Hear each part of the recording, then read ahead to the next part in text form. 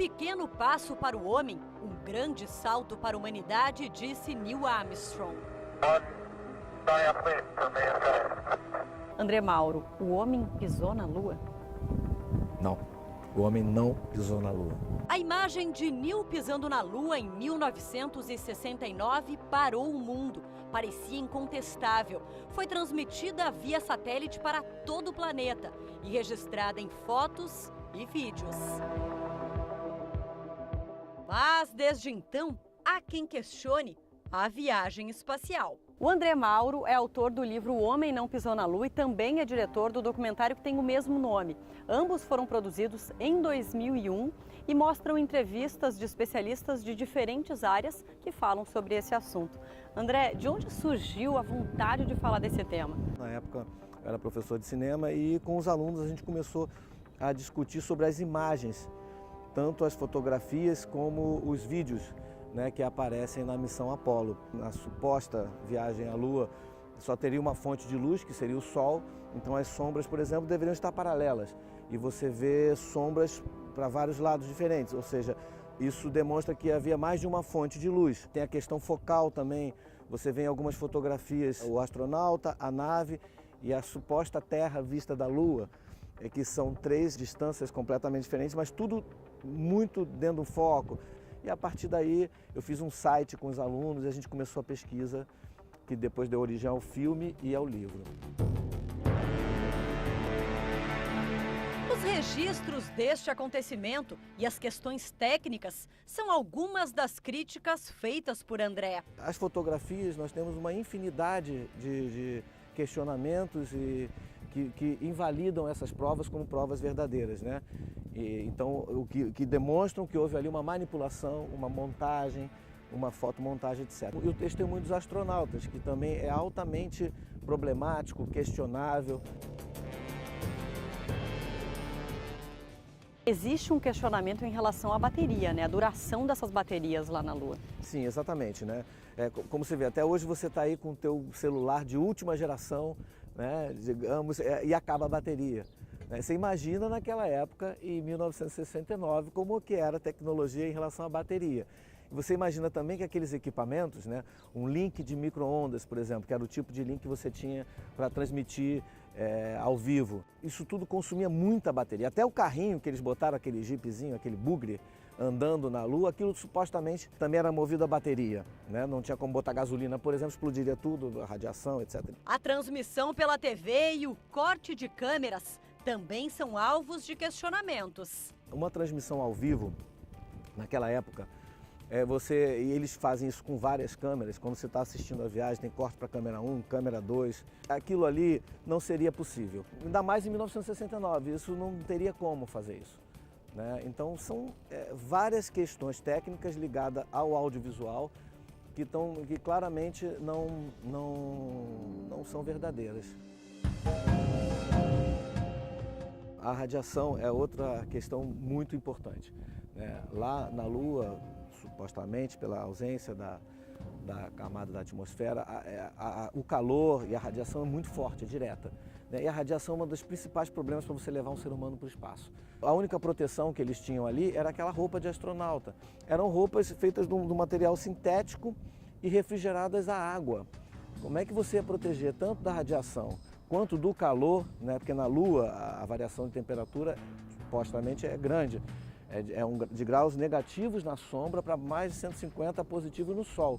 Ou seja, como é que você colocaria um astronauta com uma roupa refrigerada à água num local onde a temperatura já estava a ponto de ferver essa água? Supostas falhas que para alguns colocam em xeque a veracidade de um fato histórico tão importante. Umas pegadas do astronauta, parece que ele pisou numa lama. Supostamente ali não teria nenhum tipo de umidade. E um solo mole, arenoso. Aí você vê uma nave de 14 toneladas, que seria, no caso, o módulo lunar, que despencou ali naquele local. E você vai ver os pés do módulo lunar, né, as patinhas ali do polo, não afundaram nenhum milímetro. São muitas evidências de que foi uma fraude. André, durante a entrevista de vocês com o presidente da NASA no documentário, ele disse que vocês teriam acesso a todos os documentos das viagens do homem à Lua. Mas não foi isso que aconteceu, né? A gente nunca conseguiu esse acesso, né? Mas em 2006, alguns anos depois dessa entrevista, a NASA anunciou para o mundo inteiro que simplesmente perdeu todo o material original da viagem à Lua. Ou seja, perdeu os negativos, perdeu as fotografias, os vídeos originais. Como é que a NASA me perde o material original da viagem à Lua? Será que perderam mesmo?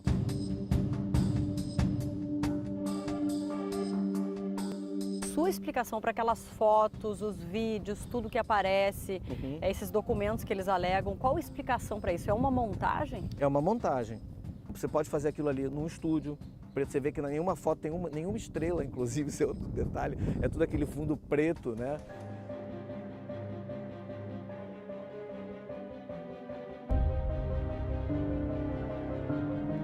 E se alguns grupos acreditam que a ida à Lua não passou de uma farsa, há também quem questione os impactos das ações do homem na natureza. Marcelo de Oliveira é físico, fez um doutorado em cosmologia, que é o estudo da origem do universo. É um apaixonado pelo tema. E agora nós vamos conversar sobre aquecimento global, né? Eu faço parte de um grupo que acredita que o Sol é o maior responsável pela variação da temperatura aqui na Terra, né? A gente acredita que a influência do Sol é maior do que qualquer contribuição que o ser humano possa dar.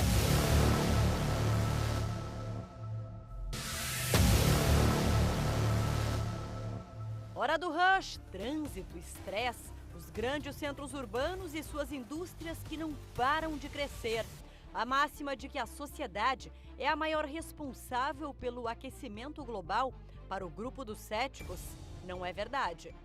A discussão principal que existe hoje em dia é qual o fator preponderante para a variação climática das temperaturas superficiais aqui da Terra. O ser humano pode contribuir, né, de forma a aumentar a concentração de CO2, né, mas a gente acredita que a contribuição preponderante para a variação da temperatura superficial da Terra é causada pela atividade solar.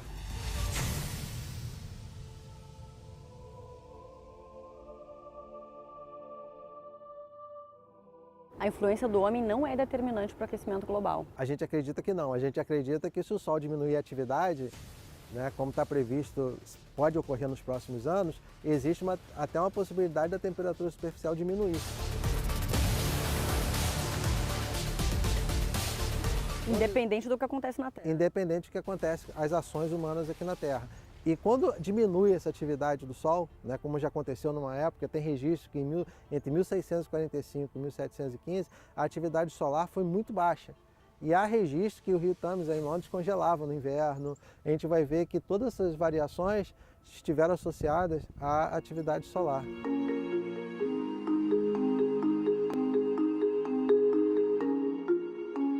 A cada verão, a sensação é que o calor é mais intenso. Mas será que a Terra vai continuar esquentando nos próximos anos, como a maioria dos pesquisadores acreditam?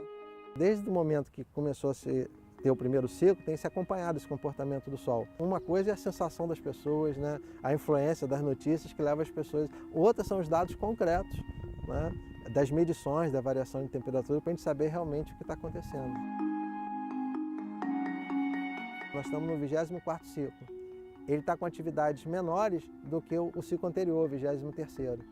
E a previsão que se tem, uma das hipóteses, é que o próximo ciclo, que é o 25º, que vai começar em 2 anos provavelmente, é o que se acredita no máximo, esse próximo ciclo tem atividade tão baixa como esse ou menor. Esses estudos apontam, então, que nos próximos anos pode haver um resfriamento da Terra? Isso pode levar, se essa tendência continuar, pode levar a uma diminuição na temperatura superficial, baseado nos estudos do que já aconteceu na Terra antes, né? Aí que é a discussão entre os dois grupos, né? É aí que a gente vai saber realmente, vai ter uma prova concreta de quem é o principal, qual o principal fator, né, para essa variação climática que está acontecendo agora, né? Aí não vai ter dúvida em relação a isso.